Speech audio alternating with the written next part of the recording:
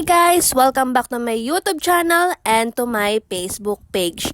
This is all about Lexi and I'm back again for another vlog. So for today's video, updan nyo ako maghimos ang mango chicharon while I am speaking Hiligaynon. Pero para sa mga hindi makaintindi sang Hiligaynon, magbutang na lang ako sang translation sa talom. But before that, intro kita danay!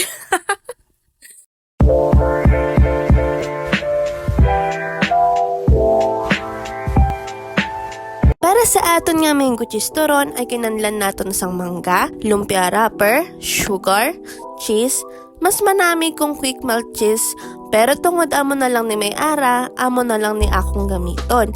Kag ang condensed milk optional lang ni. So para sa aton nga procedure, ginuna ko danay ang lain ang lumpia wrapper. Medyo damo pa ni gani ang nabakal, pero jutay lang ni ang gamiton ko tungod, subok ko pa lang ni matestingan. Manipis pa gani ang ining nga lumpia wrapper nga nabakal ko, pero okay lang basta hindi lang maguba ang turon nga himuon ko. After ko magpain sang lumpia wrapper, isunod ko naman hiwaon ng cheese nga gamay nga palaba.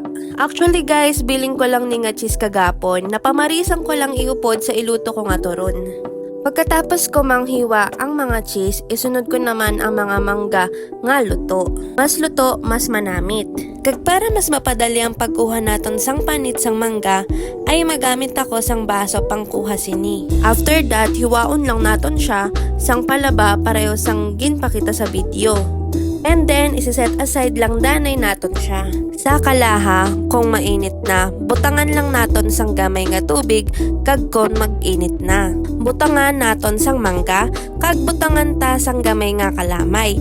Pero kung okay na sa inyo katamis sang mangga, ay hindi na naton butangan sang kalamay. Lutuon naton siya hasta nga daw jam sang pareho sang ginapakita sa video. Mas gusto ko ang mga bilog at least gamay para mabadyagan ko gid nga nagkaon ako sang mangga. Pagkatapos sina, kung medyo nagbugdaw na ang atong mango jam, iputos ta ini sa lumpia wrapper. Hindi pagsundan ng ginahimo ko nga bisa mainit pa ibunotang ko na. Ma-excite lang gid ang manang mo.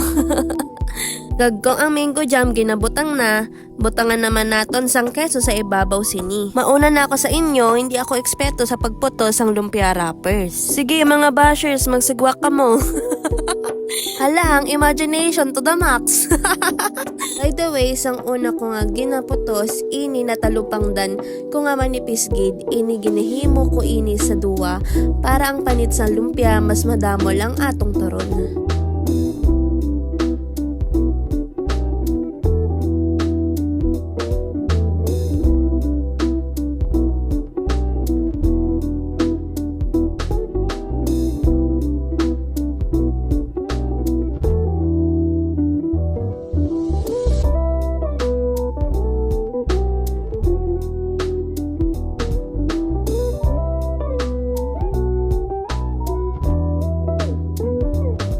Pero sa huling tatlo sang atong turon, ginihimo ko tatlo just to make it sure na hindi gid mabuslot o malupok kung iluto.